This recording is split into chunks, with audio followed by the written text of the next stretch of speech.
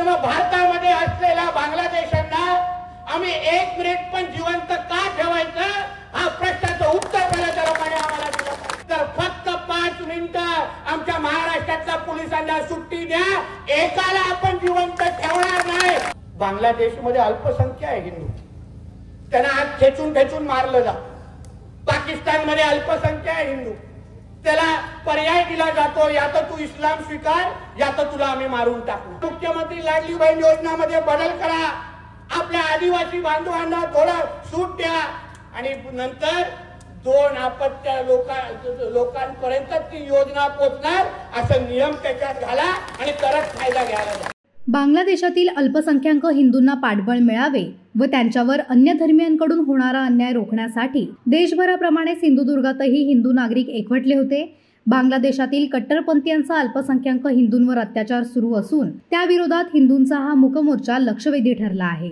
हिंदू नागरिकांच्या या मूकमोर्चाला विशेष महत्त्व असून सिंधुदुर्ग येथील अश्वारूढ पुतळ्यापासून मोर्चा निघाला व त्यानंतर जिल्हाधिकारी भवनावर पोहोचला. हिंदू समाजावर कोणत्याही अन्य धर्माने किंवा बांगलादेशमधील कट्टरपंथीयांनी कोणताही अन्याय करू नये यासाठी हिंदू नागरिक यात उत्स्फूर्त सहभागी होते. जिल्ह्यातील 3ही विधानसभा मतदारसंघाचे आमदार नितेश राणे, निलेश राणे व दीपक केसरकर हे स्वतः सहभागी झाले होते.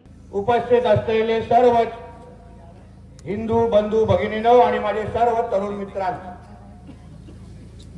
आज हिंदू न्याय यात्रेच्या निमित्ताने माझ्या अगोदर सर्वात प्रमुख मान्यवरांचे विचार आपण सर्वजणांनी ऐकलेले आहेत. बांगलादेशमध्ये जो आपला हिंदू समाजावर जो अत्याचार सुरू आहे, त्या हिंदू समाजापर्यंत आपल्या सगळ्यांचा म्हणजे सिंधुदुर्गमध्ये असलेल्या हिंदू माता भगिनी आणि माझ्या सगळ्या बांधवांचा आवाज, समर्थन, ताकद पोचलं पाहिजे. त्यांना एक संदेश दिला पाहिजे की तुम्ही सगळेजण एकटे नाही आहात, पण सिंधुदुर्गातल्या प्रत्येक हिंदू बांधव हे तुमच्या बरोबर गंभीर पद्धतीने उभा आहे. हा संदेश आपण या न्याय यात्रेच्या निमित्ताने द्यायचा. बांधवांनो, आज आपण जे इथे उपस्थित आहोत ते कोणीही कुठल्या पक्षाचा लोकप्रतिनिधी, कुठल्या पक्षाचा कार्यकर्ती म्हणून उपस्थित नाही आहोत, पण ह्या यात्रेमध्ये उपस्थित असलेला प्रत्येक व्यक्ती हा एक हिंदू म्हणून आज ह्या यात्रेमध्ये तुम्ही सगळेजण इथे उपस्थित आहात. आणि जे काय आपल्या समोर माहिती आलेली आहे की बांगलादेशमध्ये जो काय अत्याचार आपल्या हिंदू बांधवांवर सुरू आहे, म्हणजे त्या समोरच्या व्यक्तीला आपली त्याची जात विचारली जात नाहीये, त्या समोरच्या व्यक्तीला त्याचा पक्ष विचारला जात नाहीये, त्या समोरच्या व्यक्तीला तो हातात कुठला झेंडा घेतोय हे विचारलं जात नाहीये. त्याला फक्त त्याची ओळख हिंदू आहे, तो तुला जगण्याचा अधिकार नाही एवढं म्हणून त्याला ठेचून ठेचून मारलं जातं. या सगळ्या बाबतीमध्ये आपण सगळ्यांमध्ये जागरूकता आली पाहिजे, म्हणून आवर्जून ही न्याय यात्रा काढलेली आहे. आज मानव अधिकार दिवस आहे. अन्यवेळी आपल्या समोर मानव अधिकाराचे मोठे मोठे लेक्चर दिले जातात की मानव म्हणून आपले अधिकार काय आहेत. मग या जगामध्ये राहणारा प्रत्येक हिंदू हा जेव्हा हिंदू म्हणून जगत आहे, मग त्याच्या अधिकाराबद्दल आपण कोणच काही बोलणार नाहीत का? आम्ही जेव्हा हिंदू राष्ट्राची संकल्पना मांडतो तेव्हा आमच्या समोर फार टीका होती की नाही, हिंदू राष्ट्र तुम्ही कसं बोलू शकता. आम्ही जेव्हा हिंदू राष्ट्रामध्ये उभे राहू की ह्या हिंदू राष्ट्रामध्ये ज्या राष्ट्रामध्ये 90% हिंदू राहतात तिथे पहिलं हिंदूंचे अधिकार बघितले जातील आणि मग सगळ्या लोकांचे लाड केले जातील, असं जेव्हा आम्ही ठणकावून सांगतो तेव्हा आमच्यावर टीका टिप्पणी होती की हे लोक द्वेषाचं राजकारण करतात, अन्य धर्माच्या विरुद्ध गरळ ओकतात. पण आता असंख्य जे मुसलमान समाजाचे जे काही तिथे धर्मगुरू आहेत, नेते मंडळी आहेत, त्यांची बांगलादेश मधली भाषणं बघा, भाषणं आवर्जून ऐका. ते आवर्जून आपल्या भाषणामध्ये आणि वक्तव्यामध्ये बोलतायत की हा मुसलमानांचा राष्ट्र आहे, हा इस्लाम राष्ट्र आहे, इथे हिंदूंना कुठलीही जागा नाही, हे ठणकावून त्या इस्लाम राष्ट्रामध्ये बोललं जात आहे. मग अगर ते इस्लाम राष्ट्रामध्ये अशी भूमिका घेत असतील तर मग आम्ही हिंदू राष्ट्र असलेल्या आपल्या हिंदुस्थानामध्ये सर्व धर्म समभाव आणि भाईचारा आणि गंगा जमुना तहजीब सारखे हे जे टेप रेकॉर्डर आम्ही का ऐकायचं, हा प्रश्न प्रत्येक हिंदूंनी स्वतःला विचारला जातो. अहो, इस्कॉन सारख्या मोठ्या मोठ्या जे धर्मासाठी काम करणाऱ्या संस्था, आज त्यांची काय चूक आहे? जगामध्ये अशा पद्धतीच्या संस्था ह्या लोकांच्या सेवेसाठी दिवस रात्र एक करतात. हिंदूंना एकत्र करणं, हिंदूंची सेवा करणं आणि हिंदूंना बळ देणं हा एकमेव काम इस्कॉन सारख्या असंख्य ह्या सामाजिक संघटनेचं आहे. पण आज त्या संघटनेच्या जे काही धर्मगुरू आहेत, त्या धर्मगुरूंना अटक केलं गेलेलं आहे. त्या धर्मगुरूंची काय चूक आहे? एकच चूक आहे की तो हिंदू आहे. असंख्य जे लोक जे मारले जात आहेत, आपले धर्मगुरू मारले जात आहेत, त्यांची काय चूक आहे? एकच चूक आहे, ते फक्त हिंदू आहेत. अहो, फक्त हिंदूंपर्यंत हा विषय थांबला नाहीये बांधवानो. आमचं जे काय अंकुश जाधवजींनी सांगितलं, आज हिंदूंबरोबर बौद्ध धर्माला पण वाकड्या नजरेने पाहिलं जात आहे. आज गौतम बुद्धांचे मूर्ती असतील, बौद्ध समाजाचे आपले लोक असतील, त्यांना ओळख विचारून त्यांना तिथे लटकून मारण्यात जाण्याचं काम केलं जात आहे. असंख्य आमच्या माता भगिनी, ज्याचा उल्लेख माझ्या अगोदरच्या वक्त्यांनी केलेला आहे. अहो, बांगलादेशमध्ये आमच्या माता भगिनींचे हाल पाहिल्यानंतर मी तुम्हाला बोलतो, तो व्हिडिओ सुरू केल्यानंतर पूर्ण पण करता येत नाही, एवढे वाईट अवस्था त्या लोकांनी केलेली आहे. सामूहिक बलात्कार हा तो राजरोस पद्धतीने बांगलादेशमध्ये सुरू आहे. अहो, जे काय आमच्या इस्कॉनचे गुरु आहेत, धर्मगुरू आहेत, त्यांना जेव्हा अटक केली आणि जेव्हा वकील संघटनांनी पुढे येऊन त्यांना त्यांची केस लढवण्याची इच्छा व्यक्त केली, पहिला एक मुसलमान समाजाचा वकील आला. त्याला जेव्हा अन्य मुसलमान समाजाच्या लोकांना कळलं की हा असा त्या धर्मगुरूचे केस लढवणार आहे, भर चौकामध्ये त्याला ठेचून ठेचून मारून टाकलं गेलं. नंतर एक हिंदू समाजाचा वकील पुढे आला.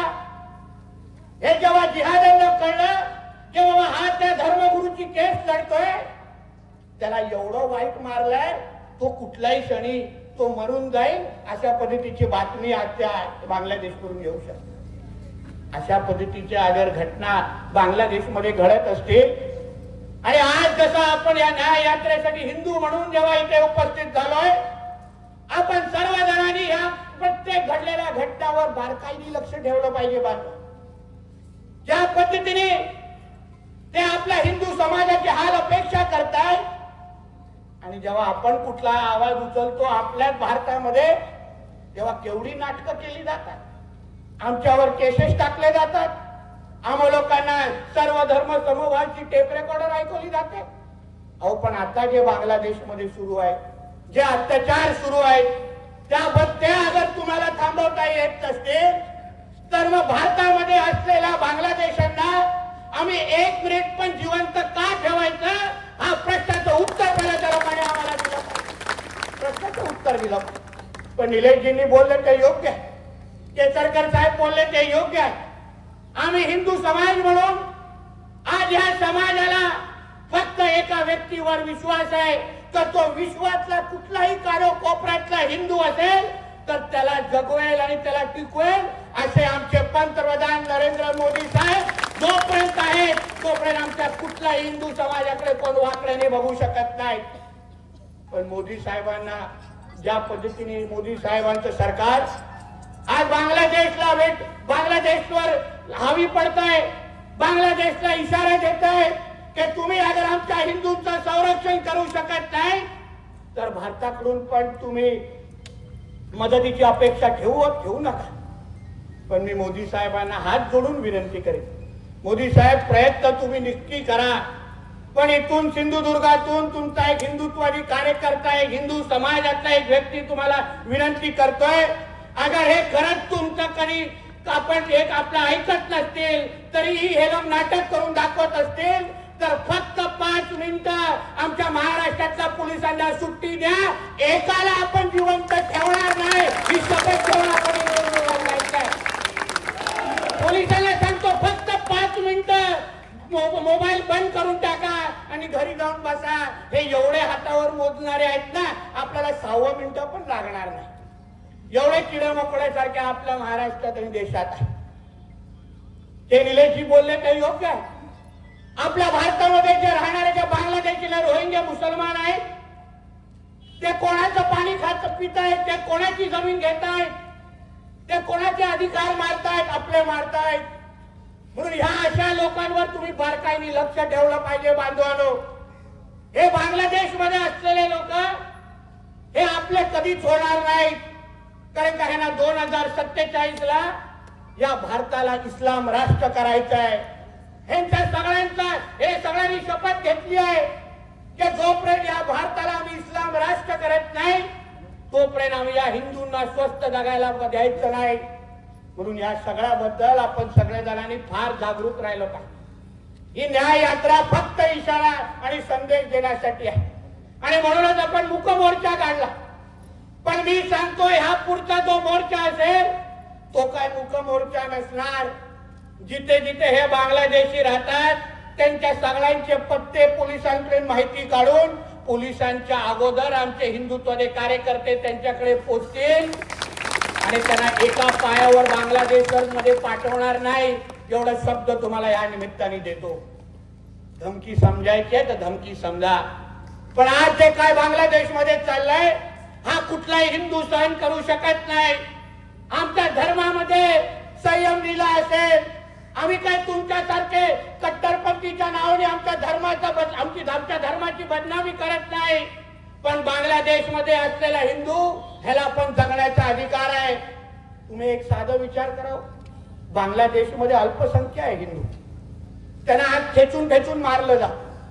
पाकिस्तान मध्ये अल्पसंख्या आहे हिंदू, त्याला पर्याय दिला जातो या तर तू इस्लाम स्वीकार या तर तुला आम्ही मारून टाकणार. आणि आपल्या देशामध्ये किती लाड केले जातात. कुठले कुठल्या योजना काढायच्या, कुठले कुठले स्कीम यांच्यासाठी आणायची. मग ते मौलाना आझाद असो फाजाद असो याने हे जेवढे शासकीय योजनांचे सगळे लाभ हे लोकच घेणार. आता जरा विचारात ते मुख्यमंत्री लाडली बहीण योजनेची यादी जरा तुमच्या समोर दाखवतो. कलेक्टरांना सांगतो जरा दाखवा. त्याच्यामध्ये किती 2 पेक्षा जास्त अपत्याच्या लोकांनी फायदा घेतला हे जरा आकडा बघा. मी तर फडणवीस साहेबांना आम्ही सगळेजण विनंती करणार आहे मुख्यमंत्री साहेबांना की साहेब त्या मुख्यमंत्री लाडली बहीण योजनामध्ये बदल करा. आपल्या आदिवासी बांधवांना थोडं सूट द्या आणि नंतर 2 अपत्य लोकांपर्यंत ती योजना पोहोचणार असं नियम त्याच्यात घाला आणि तरच फायदा घ्यायला जा. नाहीतर हे नालायक आमच्यामध्ये राहणार, आमच्या सगळ्या योजनांचा फायदा घेणार, सरकारचे सगळे लाभ उचलणार आणि मतदानाच्या दिवशी हमको इस्लाम चाहिए. मग अन्य वेळे तुझ्या काय इस्लाम काय काय कुठं ते ठेचायला जातो काय रे. तेव्हा तुला आमचे मोदी साहेब आठवत नाही, तेव्हा तुला आमचं महायुतीचं सरकार आठवत नाही. मग तेव्हा घोषणा द्यायचं पहिला धर्म फिर राजकारण. आणि मग अन्य वेळी काय कोणाच्या योजनांमुळे तुम्ही खाताय, कोणाच्या योजनेमुळे तुमचे जे 10 15 निघतात हे कोणाच्या योजनामुळे निघताय. कुठेतरी भूत आहे का तिथे. या सगळ्या गोष्टी या पुढच्या काळामध्ये फार बारकाईने लक्ष दिलं जाणार. जसा केसरकर साहेब बोलले राज्यामध्ये हिंदुत्वाने विचाराचं सरकार आहे. प्रत्येक गोष्टी हिंदू समाजाच्या दृष्टिकोनातून पाहिली जाणार. आमच्या बांगलादेश मधला असलेला हिंदू त्याच्यावर अगर हाल थांबले, त्याचे हाल थांबले नाहीत, त्याच्यावर अत्याचार थांबले नाहीत तर माझ्या सिंधुदुर्गामध्ये आणि महाराष्ट्रामधला असलेला हिंदू समाज ज्या दिवशी आपला 3रा डोळा उघडेल हे लोक औषधाला पण महाराष्ट्रामध्ये दिसणार नाही. एवढं शब्द तुम्हाला मी आज सांगतो. म्हणून आज ह्या न्याय यात्रेकडून जात असताना तुम्ही जागृत राहिलं पाहिजे. हा उद्दिष्ट ह्या न्याय यात्रेचा होता. जे व्हॉट्सअपवर चाललंय ते फक्त व्हॉट्सअपवर बघून मोबाईल बाजूला ठेवू नका. रक्त सळसळलं पाहिजे. आपण जागृत राहिलो पाहिजे. तुम्ही एक फक्त विचार करा, हेच अगर कुठल्या मुसलमानांबरोबर झालं असतं तर त्याला कोणी आपला सिंधुदुर्ग पेटून टाकला असता. 2021 मध्ये मणिपूर मध्ये एक मस्जिद कोणीतरी जाळली होती, पण हे लोकांकडे ती खोटी बातमी यांच्याकडे आली. हे लोकांनी नांदेड, मालेगाव, नाशिक मध्ये एवढं हिंसक आंदोलन केलं की आमच्या पोलीस बांधवांच्या पण अंगावर गेले आणि त्यांचे कपडे फाडले. हिंदू लोकांच्या दुकानात घुसले, घरात घुसले, बायका पोरांच्यावर अत्याचार केला. का? कारण का मणिपूर मध्ये कोणीतरी मस्जिद जाळली, ती जाळली पण नव्हती. आणि म्हणून आम्ही बांगलादेशमध्ये झाल्यानंतर आम्ही तो फक्त न्याय यात्रा आणि मुकमोर्चा काढतो. ये तो सिर्फ ट्रेलर है. हिंदू समाज जब भी पिक्चर दिखाएगा तब तुमको तुम्हारा अब्बा भी याद आएगा नहीं, ये इतना ध्यान रखना, इतना ध्यान रखना. म्हणून आपल्याला जाता जाता एवढंच सांगेल, जे निलेशजींनी सांगितले बरोबर आहे. हा जो काय भगवा हातात आणि डोक्यावर आहे ना, ही एक जबाबदारी आहे. आपण आपल्या हिंदू राष्ट्रामध्ये हिंदू म्हणून जगत असताना अगर ते लोक एवढे कडवट असतील, ते लोक एवढा कट्टर स्वतःला दाखवत असतील आणि आपण नुसतं फक्त व्हॉट्सअप आणि सोशल मीडियावर कमेंट देत बसलो तर चालणार नाही. तुम्ही तुमचा हिंदू म्हणून आपल्या समाजाची आपल्या समाजाची सुरक्षा करण्यासाठी तुम्ही तयार राहा. आपल्या राज्यामध्ये हिंदुत्वादी विचाराचं सरकार आहे.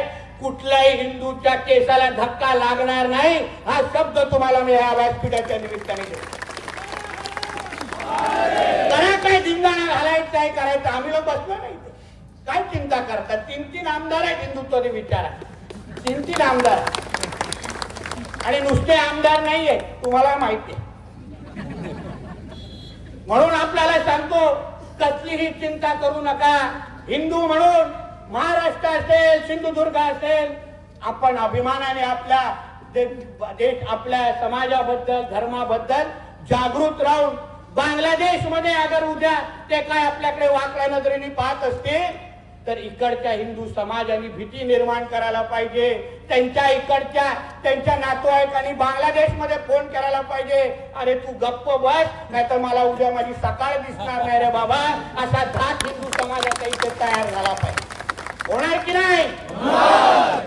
काढा सगळेजण मोबाईल हातातून आणि दाखवा बांगलादेशमध्ये हिंदूंना की आपण सगळेजण बरोबर. लाईट ऑन करा सगळेजण, खिशातला काढा आणि स्वतःचाच काढा. बोला जय श्रीराम, जय श्रीराम, भारत माता की जय, भारत माता की जय. वादळवारा लाईव्ह साठी न्यूज ब्युरो, सिंधुदुर्ग. नवी मुंबई व रायगड जिल्ह्यातील ताज्या बातम्या आणि घडामोडींसाठी सबस्क्राईब करा वादळवारा लाईव्ह चॅनल आणि दाबा बेल आयकॉन.